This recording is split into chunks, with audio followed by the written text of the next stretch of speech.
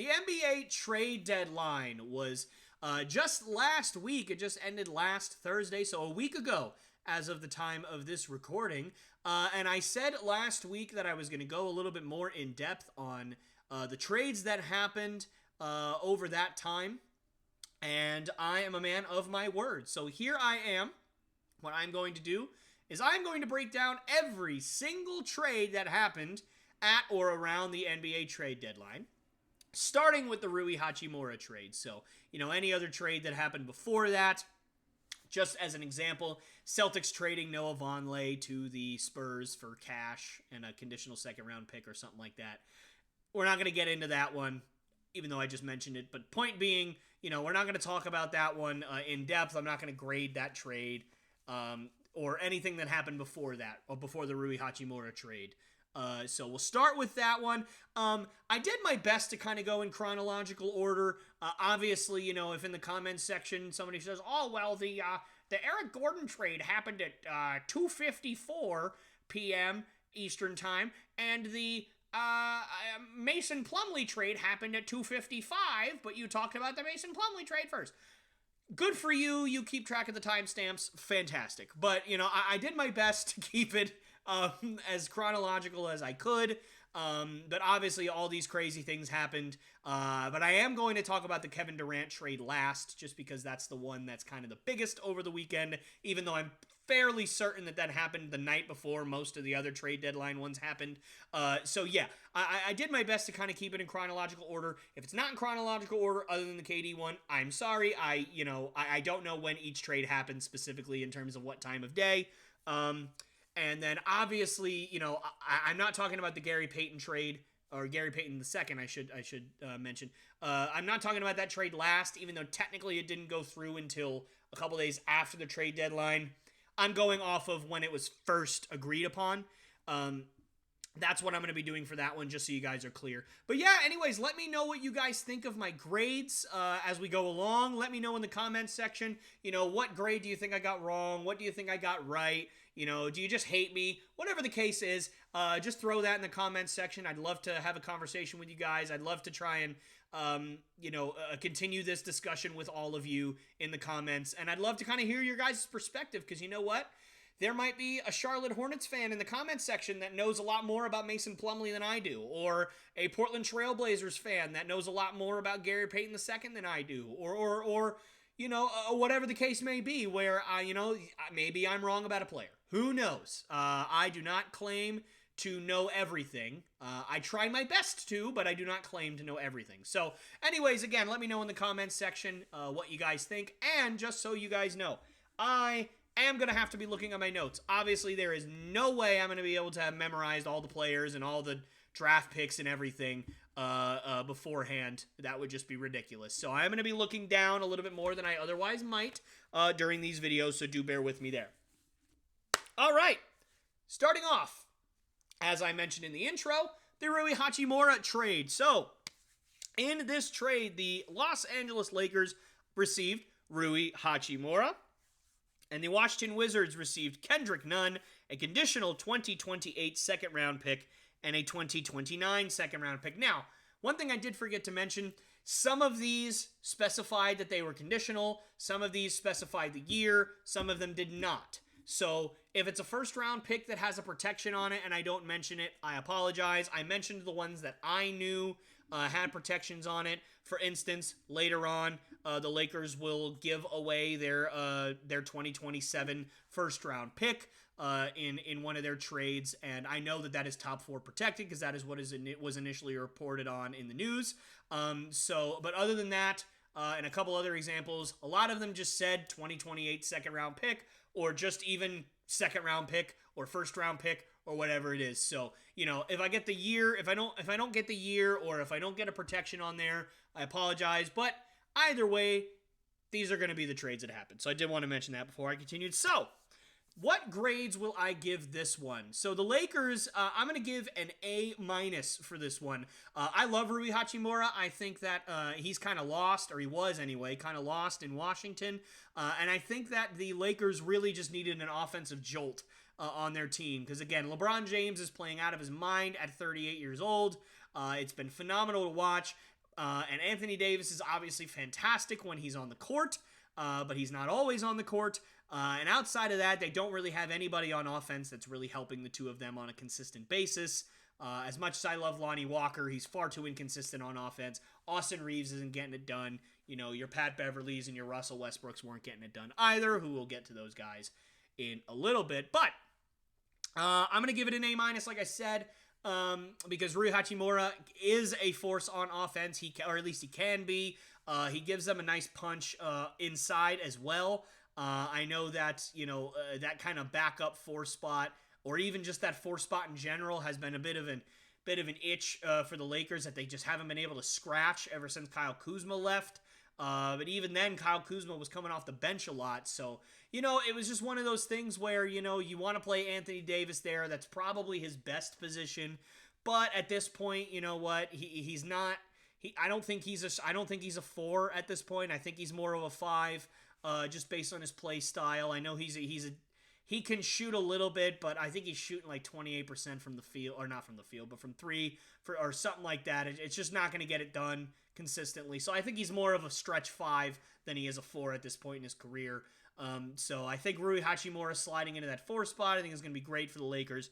And for the Wizards, I'm going to give it a C+, barely above an average grade here. And the reason is because, I don't love what they got back. I mean, it doesn't really do anything for, their rebuild at this point. Again, I can understand Rui Hachimura had to go. He wasn't going to re-sign, so you had to get something for him. But in these moments, you know what? You can either get a great package for somebody, or you can, just settle because you feel like you have to get something. And 2 second-round picks are not going to do it for me. I don't think that you're really going to be able to stake your franchise on a couple second-round picks. And certainly Kendrick Nunn is not going to be your answer at point guard. And you know what? Maybe that's not what the Wizards were going for, but this package just underwhelms me a little bit, even considering the circumstances. So C+ for the Wizards. The second trade, it's a big one. Kyrie Irving and Markieff Morris got traded to the Dallas Mavericks in exchange for Spencer Dinwiddie, Dorian Finney-Smith, a 2029 first-round pick, and 2 second-round picks. So, pretty large trade package for Kyrie Irving and Markieff Morris, at least in terms of just kind of the breadth of it. My grades, I already know there's gonna be somebody in the comment section that watches this that's not gonna be happy with what I'm about to say here. I'm going to give the Mavericks a B on this one. Now, why am I giving it a B? Kyrie Irving is a fantastic player, and I genuinely love the fit. As I said in my Kyrie Irving video that I posted, that's gotten a pretty good amount of traction, so I'm very appreciative of that from you guys, so thank you. If you haven't seen that, go check it out, though. In my Kyrie Irving video, I said that I thought it was a perfect fit. I thought that he really was going to help bring an element to that offense and to that team that they don't have right now. But the thing is, for me, I think that you gave up the only real help outside of Christian Wood that they would get. They meaning Kyrie and Luka, because again, while Dorian Finney-Smith and is not that great of a player in terms of just overall performance, right? He's not somebody that's going to blow you away. He was still pretty solid defensively. He could shoot the ball. So like he was all right in certain moments. Like he really helped lift that team when he was doing well. And then obviously Spencer Dinwiddie is a great player that I really, really like. I think he's been underrated for a long time. And listen, I understand that, you want Kyrie Irving, right? You got to get rid of some talent, and that's great. But for me, I think more the grade is not higher, not because they got Kyrie, which I think a lot of people are going to assume why I don't like this trade, but I actually don't think that that's the case, at least not for me. I think the reason why it's just a B for me is because they gave up good talent, but also they didn't get rid of any of the horrendously bad contracts that they have on their roster. For instance, Davis Bertans, right? Dwight Powell's on a large contract. I would have been okay if he was in that trade package. A guy like Reggie Bullock is making $10 million a year to barely play, and even when he plays, he's not producing very much. There's another one. Oh, Tim Hardaway. There you go. Tim Hardaway Jr., another guy that's on a big contract that's just not going to get it done. So for me, you didn't get rid of any of those big contracts. You gave up some good talent. You gave up a draft pick. You gave up a couple second-round picks. And you still have no guarantee if Kyrie Irving's going to re-sign. That also plays a part in it. But I try not to weigh the grade too heavily on that, just because, if that's how it is and it's going to be really low grade for everybody that's on a one-year deal, and that's just not how these trades work. So, I'm going to give it a B. Again, I just don't think that it doesn't blow me away. I'm happy that Kyrie is in Dallas. I think it's going to be a good fit for him. And I hope for Dallas' sake he stays, because if not, they gave up a lot of talent for nothing, really, especially if they don't win a championship this year.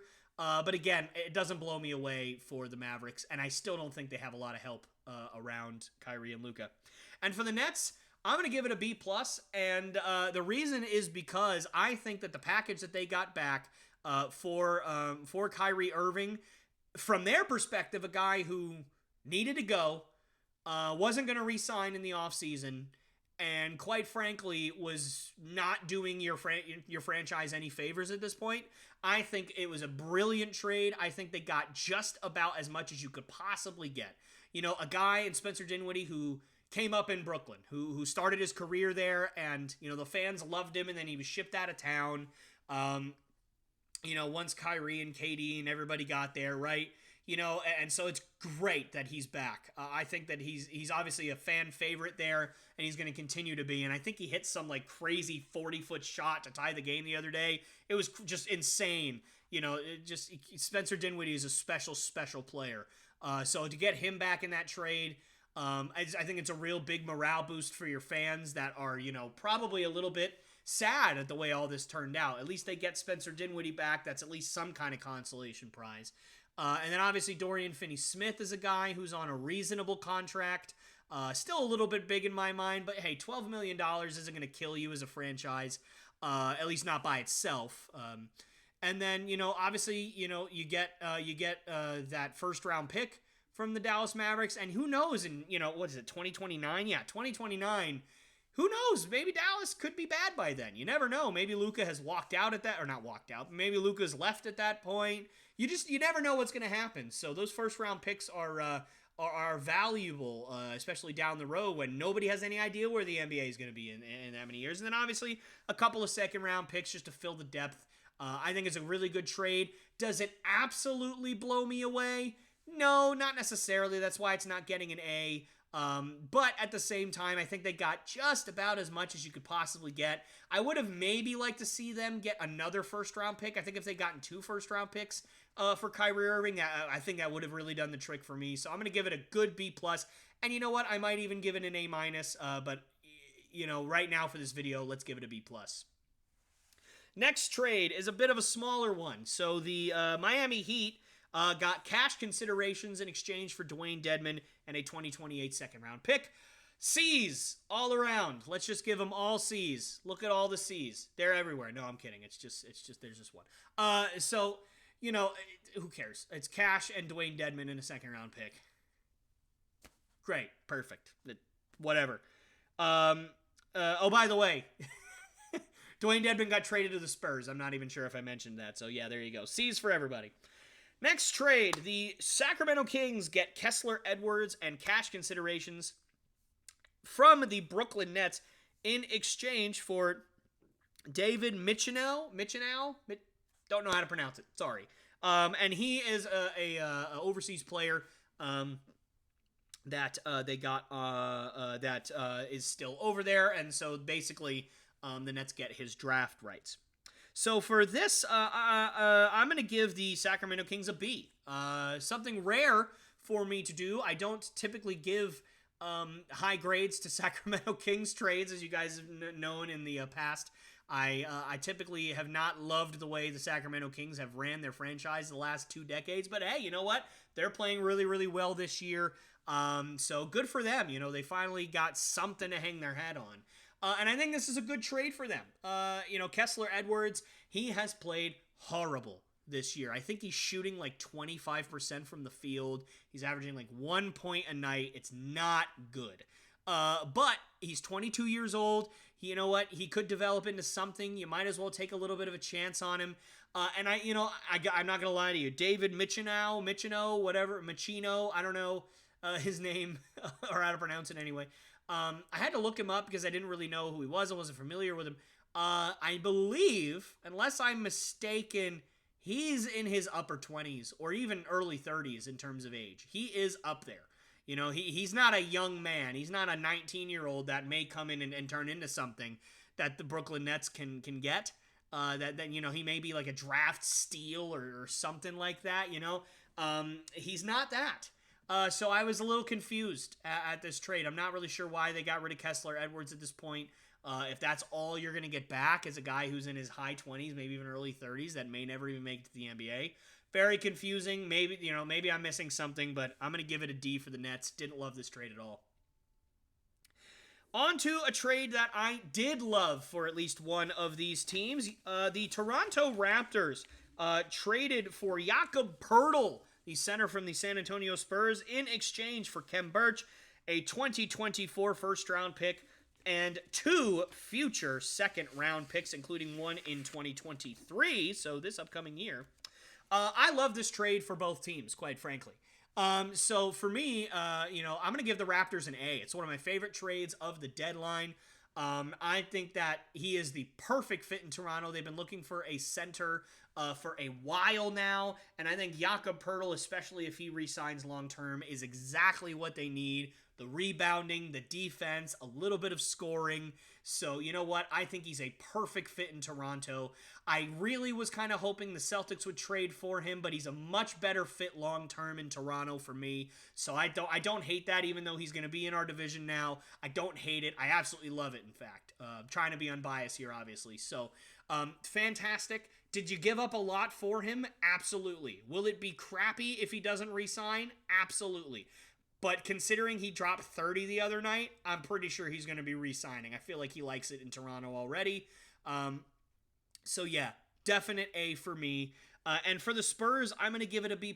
I thought that the trade package that they got in return was fantastic. You know, I was hoping that we'd be able to trade for Jakob Poeltl for just a first-round pick.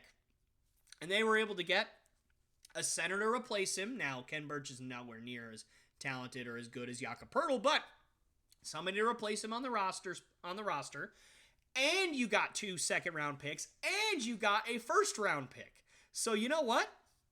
Good for the Spurs. They got a fantastic trade package that I didn't think they'd get that much for Jakob Poeltl, especially since he's on an expiring contract and is going to want to get paid $20 million, if not more, next year. That's just how it's going to be. He's a fantastic player. So, you know what? Good for the Spurs. I'm giving it a B+.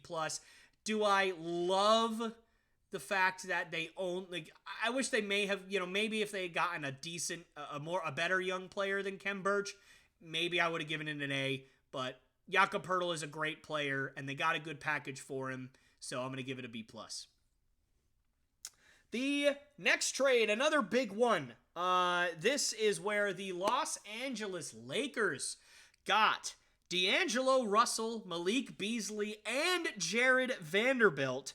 And this is, again, the first, I didn't mention this before, this is the first 3-team trade that I'm going to be going over here. It's going to be involving the Lakers, Timberwolves, and Jazz. So as I said, obviously, Lakers get D'Angelo Russell, Malik Beasley, and Jared Vanderbilt. The Minnesota Timberwolves get Mike Conley, Nickeil Alexander-Walker, 3 second-round picks, 2 from the Jazz and 1 from the Lakers. And the Jazz receive Russell Westbrook, Juan Toscano-Anderson, Damian Jones, and that 2027 first-round pick from the Lakers that I mentioned earlier that is top 4 protected. This is a blockbuster trade for the Lakers, and, obviously this is really, really interesting on all fronts, and something that I think is long overdue. I don't think I've said it on any of my past podcasts, or I may have tweeted it at one point, but maybe I haven't. But I've certainly been thinking, I bet you the Lakers wish they still had D'Angelo Russell at this point, because I think he'd be a perfect fit over there in LA, considering all the talent that they have. They need shooting. They need another ball handler that can score and put the ball in the basket consistently. And here we go. They trade for D'Angelo Russell right here. I think it's a great fit for the Lakers. And on top of that, you get Malik Beasley and Jared Vanderbilt. I really want to give this an A+, but I'm not going to. I'm going to give it an A. I'm going to hold off and try and calm down my bias. Because, for me, I think that they did give up a decent amount, but I think the package that they got in return is just excellent. I think the Lakers far and away got the best package in this trade. Again, like I said, D'Angelo Russell is a great player. He's not much of a defender, but he's a really, really good scorer. He's still fairly young, so, he may even have some more time to develop a little bit.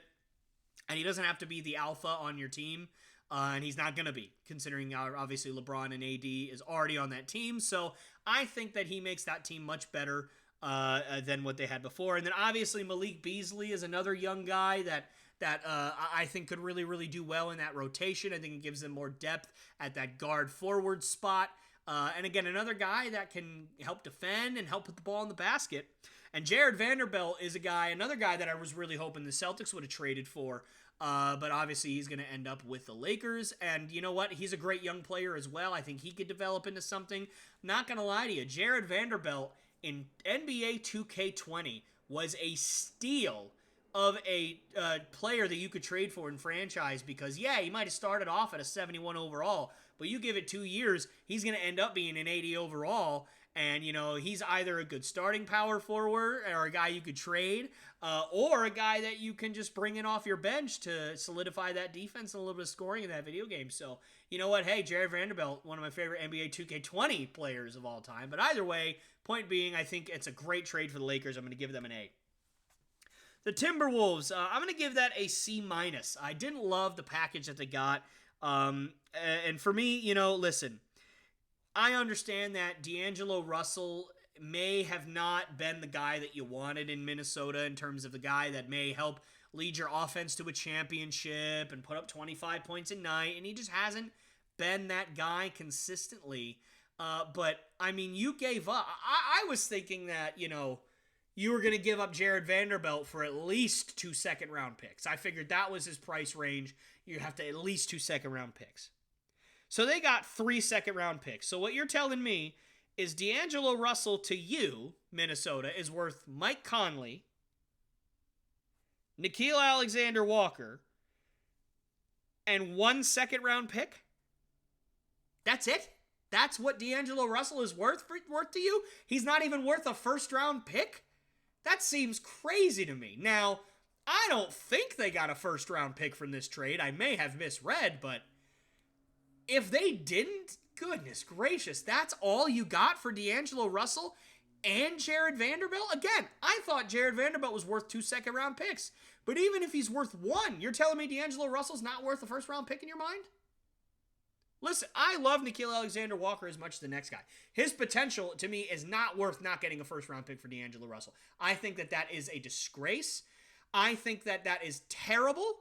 The only reason I'm giving it a C+ is because of how much I like Nickeil Alexander-Walker. I think that he could have potential, especially if what I think is going to happen is Anthony Edwards is going to kind of move to that de facto point guard spot, which I'm not sure that's the best fit for him. But either way, if you can slide Nickeil Alexander-Walker into that 2 spot, or bring him off the bench as a guy who can play solid defense and score a little bit for you, I think it could end up working out well in the long term. So that's why I'm giving it a C-, because my initial reaction was to give it a D+ or a D. I do not like the fact that they didn't get a first-round pick for D'Angelo Russell. And you know what? For a minute, I was like, and they gave up Malik Beasley, but then I forgot he doesn't play for Minnesota anymore. He played for the Jazz this year. So either way, point being, I don't like this trade very much for the Timberwolves, so I'm going to give it a C-. And for the Jazz, I'm going to give it a B-. I don't think they gave up a ton. Obviously, Malik Beasley didn't factor into their plans. Neither did Nickeil Alexander-Walker. I'm not sure why Nickeil Alexander-Walker doesn't factor into your plans, but that's okay. I understand. But for me, it's I don't know, man. I don't love this trade. Obviously, you got Russell Westbrook, who you're probably either going to buy out or he's just going to sit on your bench and not play for you for the rest of the year and then walk. So you're not going to get any value for him.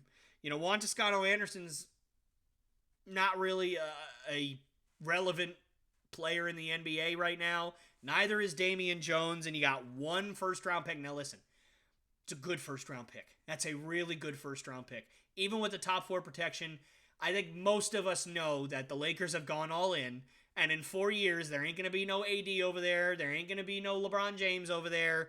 You know, it's going to be a whole big rebuilding process by then, or at least it's projected to be at this point. You know, maybe AD stays, and maybe that's LeBron's last year.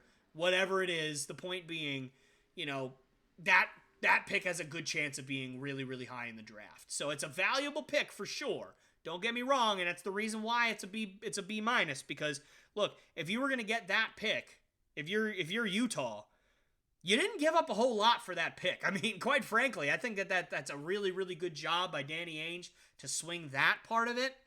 But I don't love the rest of the package you got back. So again, good, but not great. Right above that C threshold, because I like that pick so much. So B minus, I think, is a fair enough grade on that one. Moving on, another 4-team trade here for you. The Nuggets get Thomas Bryant, while the Los Angeles Lakers get Mo Bamba, Devon Reed, and a second-round pick. And the Clippers get point guard Bones Hyland, and the Magic get Patrick Beverley, a 2024 second-round pick from the Nuggets, and cash considerations. So, this one is a weird one, because I think 3 of these 4 teams got a pretty reasonable deal out of this. And then, for me, I think that one team really got fleeced in this one, and I'm going to start with the one that got fleeced first. The Nuggets, D+. I cannot stand this trade for the Nuggets. Look, Thomas Bryant has been a fairly reasonable contributor on the Lakers this year. Sure, absolutely. But he's not going to be anything other than a backup center for you that's going to play, what, 10 minutes a night with Jokic out there? I mean, Jokic is going to play 35, 38 minutes a night. So what, even if Thomas Bryant takes all the rest of those minutes, he's going to play 10 minutes a night for you, get 3-4 rebounds, 4 points maybe. Like, he's not going to he doesn't blow me away in terms of a package. And you gave up a second-round pick. You gave up Bones Hyland. And you know what? I don't know who that second-round pick is that went to the Lakers. That might have been from the Denver Nuggets as well. I'm not really sure. So for me, I just think that it's not a good trade for the Nuggets. I would rather have Bones Hyland than Thomas Bryant anyway, just because of the potential of Bones Hyland. He's shown some flashes this year, and I just don't think Thomas Bryant is really going anywhere at this point. So I don't love this trade for the Nuggets at all. D+ for me. Lakers, I'm going to give it a B. You know what? They gave up a decent amount. Thomas Bryant, again, was a solid contributor for them this year, especially, and he was important when Anthony Davis went down. So, you know, I think if he's given a lot more minutes, he could be effective for you in certain ways, but he's not going to get that in Denver. And so, you know, you gave him up, but you got Mo Bamba, who I've always said is a lot more talented than what he's shown, and I think that he'll get a little bit more decent run in LA. You know, Devon Reed, I don't know much about him, so I can't really comment on him all that much, to be honest. And then a second-round pick as well. And then, obviously, you know, you sent off Patrick Beverley as well. So, you know what? I don't love this trade. It's nowhere near an A for me. But I think you got a solid package. A few guys that might be able to contribute for you in the future. And then you get a second-round pick as well on top of it. I'll give it a B. I feel like that's fair. The Clippers, I'm giving it an A-. I'm sure you guys can already get that vibe. I like Bones Hyland a lot. And I don't really think that the Clippers gave up all that much, quite frankly, in this trade. So, hey, you know what? Good for the Clippers. You got Bones Hyland for not a whole lot. So, good for you. You get a decent young point guard that might develop into something. A- for me. And the Magic, I'm going to give it a B-. I think that giving up Mo Bamba is, you know, it's not the most ideal scenario.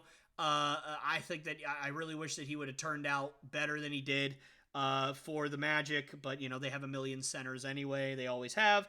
So, Patrick Beverley, you're going to probably waive him here soon if he hasn't already been waived at the time of this recording. I obviously haven't looked at my phone. I've been recording for about 45 minutes here up to this point. But, so, he may have gotten bought out already. But you know what? Hey, a second-round pick and some cash from Mo Bamba. All right. I mean, that's not the greatest package in the world. But, hey, why not? It's not the worst thing I've ever seen, so B-.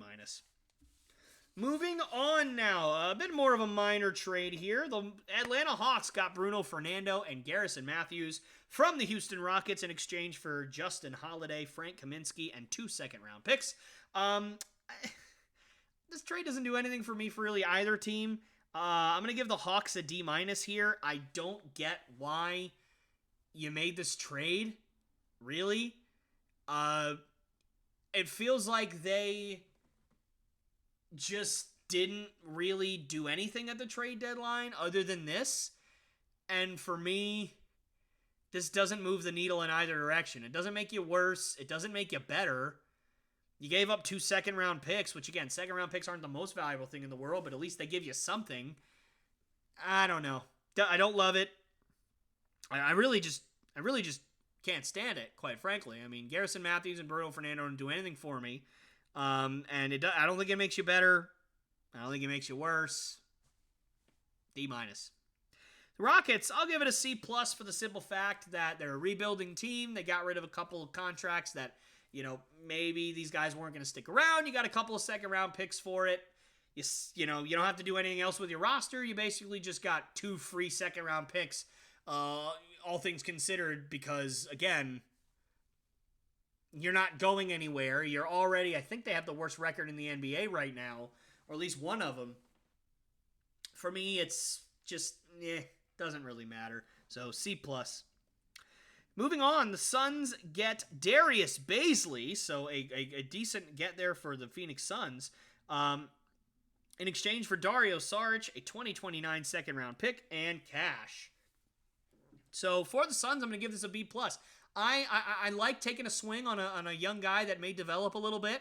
I think that they needed some more depth at the 4 after the big trade that happened that I'll talk about later. So I think that was good. Dario Saric obviously didn't want to be there, and he wasn't really doing anything for them. And so you got a decent young guy who may develop into something for not a whole lot. So B+, great, pretty good trade there for the Phoenix Suns. And for the Thunder, I'm going to give this one a B. You know what? Darius Bazley, you drafted him in the first round. I believe in the first round. May have been high second round. Somewhere, they drafted him with the idea that he was going to develop and he was going to be great for them, and it just hasn't panned out. He's shown flashes like a lot of young guys have, but he just hasn't been consistent. So you know what? You want to cut ties with him. He's not a part of your rebuild. You have 1 million first-round picks in the next few years. You need an open roster spot where you're not committed to a young guy that may develop. Fine. Get an extra second-round pick. Get some cash. Get rid of a guy that is not in your plans anyway in Dario Saric. Or not get rid of him, but bring him in, and then I'm sure he's going to get bought out or just walk in free agency next year. That's what I mean by get rid of him. So you know what? Great. It's maybe not great. Good trade for the Thunder. Doesn't really move the needle in either direction for me, but it doesn't hurt either, so I'm going to give it a B. Next trade. This one is it was a big mess, so we'll kind of try and break it down as best I can. The Golden State Warriors get back one of the fans' most beloved players over the last couple of years, Gary Payton II, along with 3 future second-round picks. I believe all those second-round picks were from the Atlanta Hawks. And the Hawks, in this trade, get Saddiq Bey from the Pistons, and those Pistons got James Wiseman from the Golden State Warriors, and the Trailblazers, for me, they got Kevin Knox and 5 second-round picks in this trade. So, here is what I think about these trades. I think the Warriors, I'm going to give them a C-. Now, I will tell you this. If Gary Payton II was healthy, this would not be getting a C-. If everything that has happened over the last few days had not happened, this would not be getting a C-. This would probably be getting a B, B+, maybe even an A-. for me, because Gary Payton II was very vital to their success last year, and I think his defense alone is something that the Golden State Warriors could really use, right? Especially right now when you're trying to claw your way back into a race in the West, where you're kind of hovering, between making the playoffs and then the play-in. But for those of you who do not know, Gary Payton II failed his physical. So this trade was held up for a few days, and ultimately the Warriors decided to go ahead with it anyway. Which, I mean, quite frankly, for James Wiseman must be a little bit insulting. He's he's 30 years old, Gary Payton is. He's not even healthy, and I was your former number 2 overall pick. You barely played me. You never played me, and now you're just shipping me out for nothing? I mean, I'd feel disrespected if I was James Wiseman, but nonetheless, I am going to obviously give this a C- because of all of that. I think if you're going to give up a former number 2 overall pick where you have to be sure that they're not going to develop into anything, I think you should have given him more chances on your actual team and not your G League team. I think you should have tried to develop him, and you should have tried to play him a little bit. And then when you ship him out, don't ship him out for nothing. Ship him out for something you can build on. Yeah, they may have gotten 3 second-round picks, but I mean, I don't know. I believe they shipped out 5 second-round picks, so they actually lost 2 second-round picks in this trade, if that is the case. So I don't know, man. I'm giving them the benefit of the doubt because of the Warriors, and maybe that's my fault. Maybe I shouldn't. And maybe Gary Payton will turn out to be healthy, and he'll be a force in the playoffs for them. Who knows? So I'm going to give it a C-. I wouldn't be shocked if this didn't work out, though. For the Hawks, I'm going to give this a B. I think that it's fairly it's a fairly good trade for the Hawks. I think you're a little crowded at power forward now with John Collins still there, so I'm not sure what the plan is with that. But you know what? I think that, you didn't give up a whole lot if you're the Hawks. You gave up 3 second-round picks for a guy that may develop into something pretty fantastic in Saddiq Bey. So I think the value alone, even if the fit's not perfect, I think the value alone is pretty darn good for the Hawks. So I'm going to give it a B. For the Pistons, I'm giving this a C, and the reason is not because I don't like James Wiseman. I do like James Wiseman, and I think that he can still be a very, very good center in the NBA if he stays healthy and if he actually gets the run at it. But the thing is, for me, the Pistons already have a lot of rebuilding projects at center. You already have Marvin Bagley, who's another former number 2 overall that you traded for, and he signed a 3-year extension. He's hurt right now, but he's there for the long term for Detroit, unless you trade him, obviously. You have Isaiah Stewart, who I believe starts for them pretty much every night. You got Jalen Duren, who I believe is 19 years old, somewhere around there, 19 or 20. He's very, very young. And now you're going to add James Wiseman to that mix. I don't see the vision there. I mean, that's a lot of young centers that you're going to have to play or trade or do something with. You're starting to oversaturate that position. And it's not like it's a point guard position. Like, the Celtics have an overabundance of point guards right now. But the point guard position is invaluable in today's NBA. You need a good or great or fantastic point guard to even have a chance of being a great team in the NBA. So, you know what? We have Marcus Smart. We have Derek White. We have Malcolm Brogdon. And then after that, we have Peyton Pritchard, who, he's not the best point guard in the world, but heck, he's a fire starter on the offensive end at least.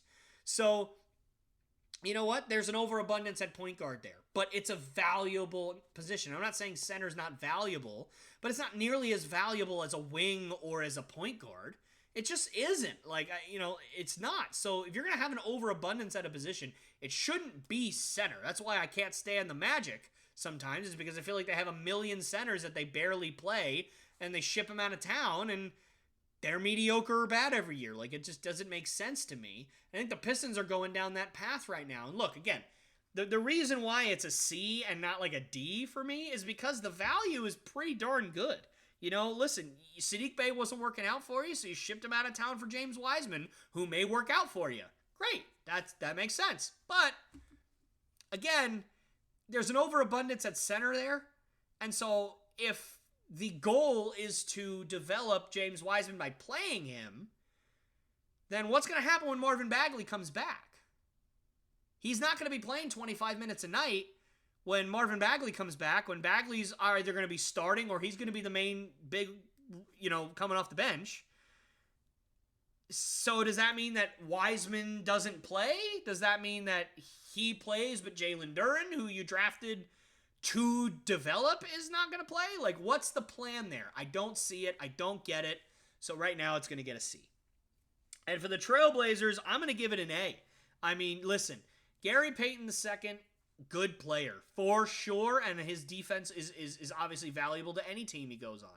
However, the Pistons are not going any, or excuse me, not the Pistons. The Trailblazers are not going anywhere this year. The Pistons aren't going anywhere this year either. But talking about the Trailblazers, they're rebuilding.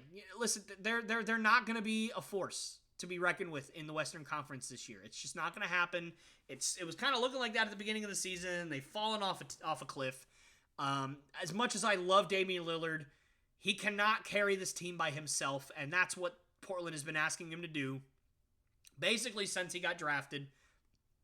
And it's a crime shame, and they're lucky that he's so loyal because he doesn't have any help.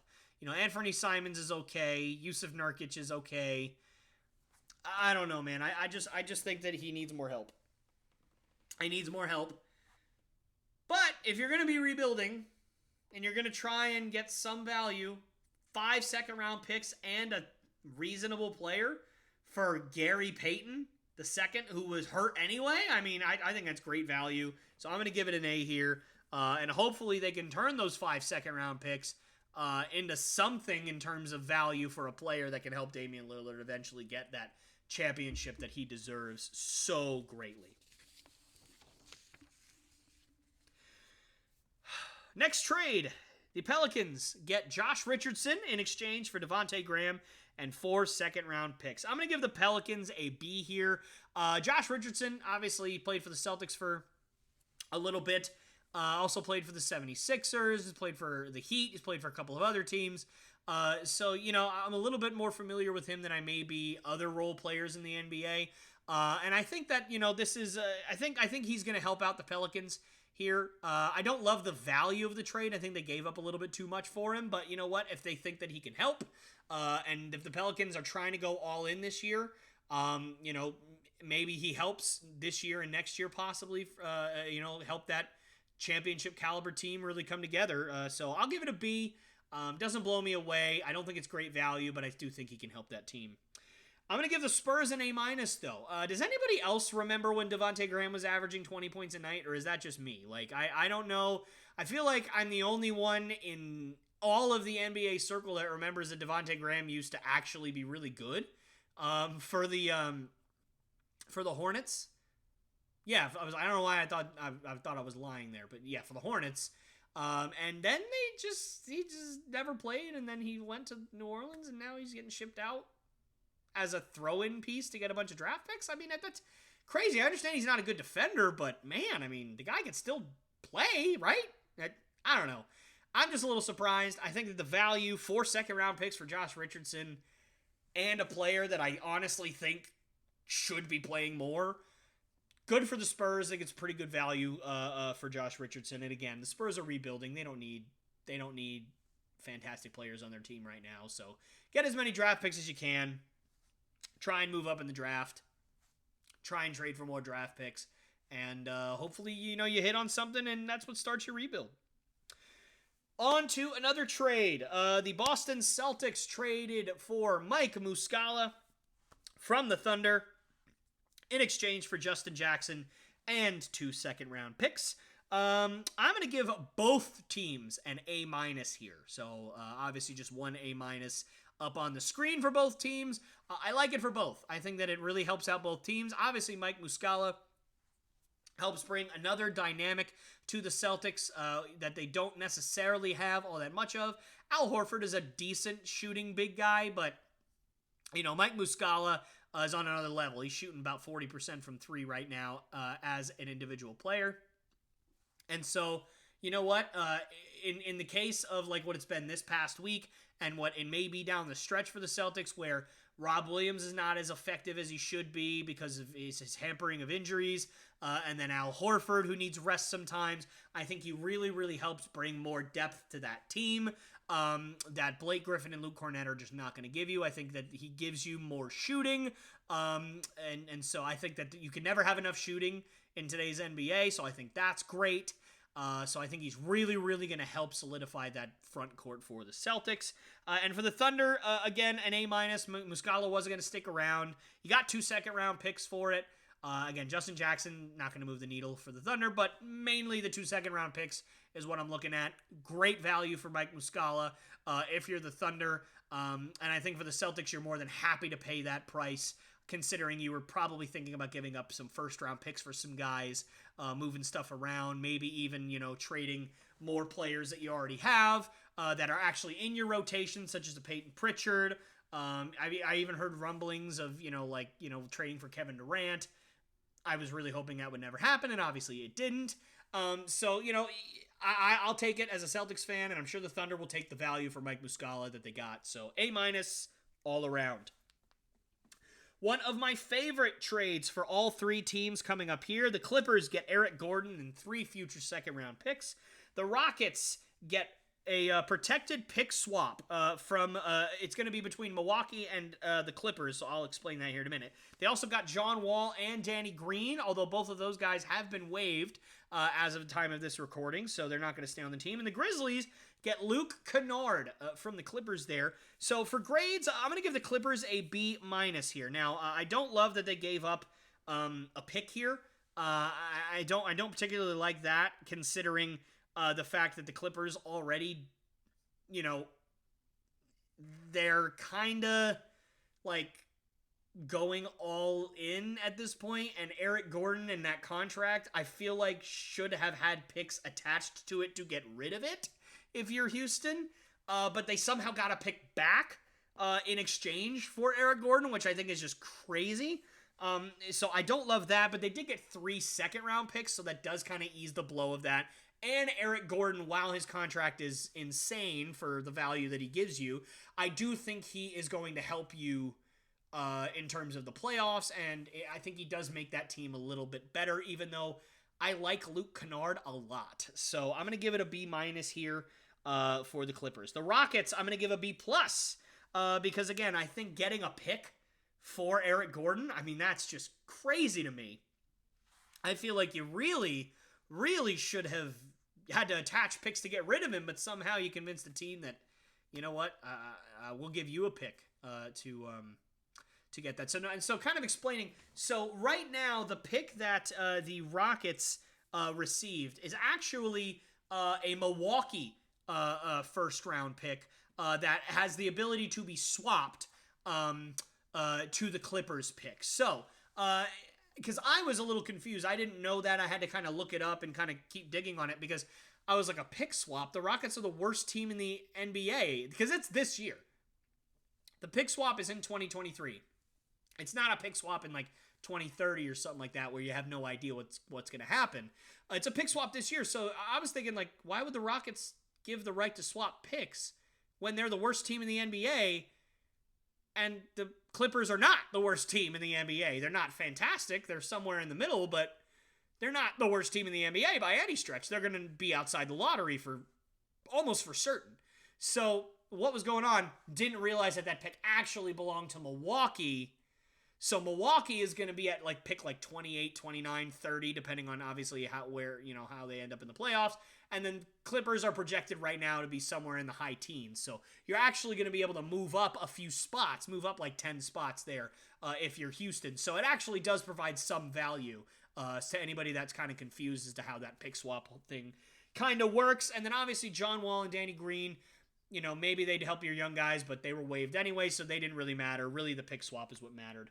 And then the Grizzlies, I'm going to give an A. I love this trade for the Grizzlies. 3 second-round picks for Luke Kennard. Another great offensive player that you can add. He's shooting like 45% from 3 this year, something crazy like that. I think he could really, really help you. You didn't give up a ton for him, especially considering you're one of the best teams in the NBA, and second-round picks don't particularly matter all that much, especially if you are that good of a team. So great job by the Grizzlies. This is one of my favorite value trades of the whole deadline. I love Luke Kennard. Gonna be kind of a controversial statement, but I might actually rather have Luke Kennard at this point than Eric Gordon. So I feel like you really got the best end of that deal if you are Memphis. So great job, Memphis. Great trade for you guys. Next trade is another big one, another 4-team trade. In this one, the 76ers get Jalen McDaniels from the Charlotte Hornets. They also get 2 second-round picks, one from Charlotte and one from Portland. The Hornets, and I'm going to botch this name completely, they receive Svi Mikhailiuk. I don't know, Svi Mikhailiuk. I don't know how to pronounce it. And then 2 second-round picks as well, one from Philly and one from Portland. The Trailblazers receive Cam Reddish, Matisse Thybulle, Ryan Arcidiacono, and a 2023 first-round pick from the Knicks. And then the Knicks, in return for that, get Josh Hart. So another one of these trades that 3 teams did really well and 1 team did very, very poorly. So, yep, here we go. For the 76ers, I'm giving them an A-. Another A-. I feel like I've given a lot of those out today. But it's just another really, really good trade, I think. You know, listen, I'm a big fan of Jalen McDaniels. I think if he's given enough playing time, he can really, really develop. He's already a great defender, and he's obviously very unpolished on the offensive end. He's averaging about 11 points a night, I believe, right now.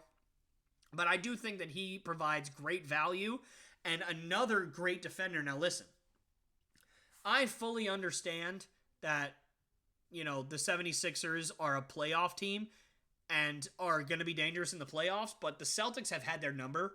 And any big body, great perimeter defender that you can throw at Jason Tatum, Jaylen Brown, all those other guys, the more you have, the better. You already have PJ Tucker on your team, who's, you know, a problem for the Celtics in terms of their defense. He showed it last year on the Heat. So, you know, you already have him. Now you got Jalen McDaniels on that squad. I think that you could, you know, you really have some chances there where, you know, you could really do some damage, I think. So, you know, great trade. And you know, they got 2 second-round picks as well. And I feel like, you know what, you gave up, you know, you gave up Matisse Thybulle, and you gave up 2 second-round picks. But you got 2 second-round picks back, and Matisse Thybulle for Jalen McDaniels. I think that's a pretty even swap, quite frankly, for their value. I like Jalen McDaniels a little bit better at this point than Matisse Thybulle, so I think you got good value there, at least in my opinion. So A- for the Philadelphia Phillies. I'm in baseball mode, folks. Philadelphia 76ers. The Charlotte Hornets. Oh, Charlotte. All right. Before I say the grade, I understand that Jalen McDaniels is not going to stick around. I understand that he was on the last year of his contract. I understand that you felt like you needed to get rid of him. But this is what you got in return for him? A no-name that I've never heard of and 2 second-round picks. That's it? For Jalen McDaniels, a young, developing guy for a team that's rebuilding. That's it. I mean, it's going to be my first F of the video. I hate this value for the Hornets. And again, I get it. Jalen McDaniels is leaving. You had to get something for him. But I find it hard to believe that this is all the value you could have gotten for Jalen McDaniels. Think about it. Matisse Thybulle, I feel like, probably has similar value, right? He has similar value to Jalen McDaniels. I feel like that's fair. They're both on expiring contracts. They're both not the best offensive players in the world. They're both really good perimeter defenders. They play two different positions. But nonetheless, I feel like you could compare them similarly in terms of value. What the Philadelphia 76ers got in return for Matisse Thybulle was another guy who's a lot like Matisse Thybulle, and they got 2 second-round picks. Although they did give up 1 second-round pick. But guess what? You also gave up a second round pick if you're Charlotte. So you gave the Philadelphia 76ers a second round pick to take Jalen McDaniels from you, and you got 1 second round pick and a guy you never heard of in return. Ugh. F minus if I could. Trailblazers. I'm giving this an A. I love this trade. I think that it's really good value for the Trailblazers. Because look, again, they're rebuilding. Josh Hart's been great for them this year. But at this point, you're pretty much conceding that you're not gonna really do well in the postseason if you even make it there. So Cam Reddish, I love Cam Reddish. Again, another guy I was hoping the Celtics might try and trade for. You got Matisse Thybulle, who is a good defending guard, which I think you really need, considering your backcourt right now is a guard who's not great at defense at Damian Lillard and another guard who's not great on defense in Anthony Simons. So I think that he's really going to help you out if he sticks around. Ryan Arcidiacono doesn't really move the needle for me at all. But you also get a first-round pick. And that's what you got for Josh Hart. I mean, that's... And two second-round picks. I mean, I think it's great value for that. Especially considering where they're at as a franchise. So I'm going to give that an A. And for the Knicks, I'm going to give it a B+. Look, I thought that Cam Reddish was a bust in terms of, the value for the Knicks. I think you traded two second-round picks for him, or something like that, or maybe even just 1 second-round pick. I can't even remember at this point what they traded for Cam Reddish, but they ended up basically moving Cam Reddish and a first-round pick, and you got somebody who is clearly better in Josh Hart and fits that team really, really well and what they need. So good for the Knicks. I think that it was really great value. Now, do I love the fact that Cam Reddish didn't work out? No. And do I love the fact that they gave up their first-round pick this year when, quite frankly, they should be trying to rebuild a little bit more? No. That's why I'm giving it a B+ and not an A. So that explains that. B+ for the Knicks. 2 more trades, guys. We're almost done. The Clippers in this one get Mason Plumlee in exchange, from the Charlotte Hornets, I should say, in exchange for Reggie Jackson and a second-round pick in 2028. For the Clippers, I give this a B-. I think that he really is gonna. I would like it more if he was gonna start for them, but I don't think that he's gonna start for them. I think he's gonna come off the bench. Ivica Zubac is still gonna be their starting center. And you know what? You didn't give up a whole lot. Mason Plumlee doesn't really do much for me.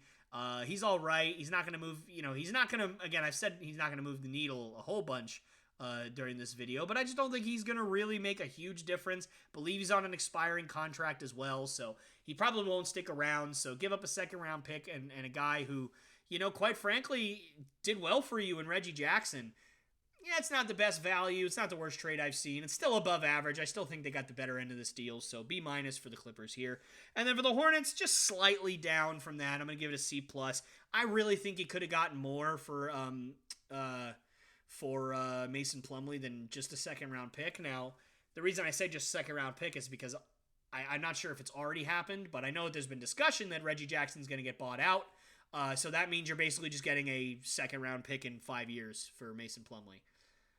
I think you could have gotten a little more value than that, especially considering guys that play less than Mason Plumlee, like a Mo Bamba, guys like that, are just not really doing it for me. They went for more than just 1 second-round pick. So I think you could have gotten a little more value there for Charlotte, so C+ for me. And now comes the big boy, the Kevin Durant trade in all of its glory. And it is our last trade of the video. So in this trade, the Phoenix Suns receive, obviously, as I've said, Kevin Durant and TJ Warren. Let's not forget about TJ Warren and how good he can be. The Brooklyn Nets receive Mikal Bridges, who dropped like 45 points the other night, by the way. Cam Johnson, Juan Pablo Vaulet, something like that. 4 unprotected first-round picks, 1 first-round pick swap, and 2 second-round picks, both from the Milwaukee Bucks. For those 2 second-round picks, essentially, the Bucks get Jay Crowder from the Phoenix Suns, and the Indiana Pacers, in this one, get George Hill, Jordan Nwaba, Serge Ibaka, 3 second-round picks, and cash considerations. Yeah. I mean, this is a big old blockbuster. And I love it. I think this is one of the most fair trades I've seen in quite some time. So let's start with the Phoenix Suns. I'm giving it an A+. This is one of my favorite, if not my favorite, value trades that I've seen. Listen, Kevin Durant speaks for himself. He's fantastic. He's still under contract for a handful of years, so it's not like the Kyrie trade, right, where you have to worry about him not re-signing. No, he's in Phoenix for at least the next 3 years. So they get long-term value on top of what they gave up. And then obviously, listen, TJ Warren, I believe he played for Phoenix coming up, so they know exactly how talented TJ Warren is. And he was putting up 20 points a night before his injury in Indiana. So guess what? I think that is a sneaky addition as well, on top of getting Kevin Durant. Please. Listen, James Harden was traded for 8 first-round picks. Kevin Durant was traded for 4 and 1 pick swap. I think that it's fantastic value for Kevin Durant, and you're getting TJ Warren on top of it. Now listen, Mikal Bridges is a great player. Cam Johnson was, he was a solid role player for you, but I think that's just part of the game. You got to give up something if you're going to get Kevin Durant. You don't have the opportunity to get somebody like that very often. He's a generationally good player. You don't have a chance to trade for him very often. So go ahead and go all in. The new ownership of Phoenix has to be thrilled with what they got. A+ for me. But on the flip side, A+ for the Nets. I think this is a great trade for the Nets. If for any reason, they are doing the hardest thing you could possibly do. You're taking a team that is well above 500, and you are saying, we are not good enough to win a championship. It does not matter what our record says. We are stuck in purgatory, and I refuse to be in purgatory forever. Yes, this year they're probably going to end up in the middle of the pack in terms of record, because there's not a whole lot of the year left. Even if they lost every game for the rest of the year, they still would have like 35 wins. So like they're still going to get like the 19th pick in the draft or something like that. So for me, I think that it's really difficult to make that decision, and the Brooklyn Nets made that decision. And they got a package back that I think is really, really great. Mikal Bridges, obviously you get those 4 first-round picks that are all unprotected to my knowledge. You get a pick swap, which is important, and you get a couple of second-round picks, basically for nothing, really. You didn't really give up anything else other than that. So I think this is a fantastic trade for the Nets. I'm so excited to see how they play, because watching them right now, it's more fun than when KD and Kyrie were on the team. So I'm really, really excited to see how that rebuild goes over there in Brooklyn. And for the Bucks, I'm going to give this a B. I think they did give up a lot. They gave up a couple of second-round picks. They gave up Jordan Nwaba. They gave up Serge Ibaka. They gave up cash considerations. I think that's a decent amount for Jay Crowder. So you know what? I like Jay Crowder. I think he fits that team very well. I think that they needed somebody like him to come off the bench. But at the same time, you did give up quite a bit.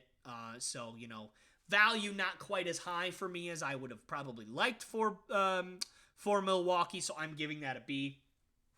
And I am giving a B- to the Pacers. Mostly just because I'm kind of confused as to what is kind of going on with Indiana. Now, I think they gave up, the only person that they gave up was Juan Pablo Vaulette, who's like a 26-year-old guy overseas who's got drafted a couple years ago that hasn't played in the NBA.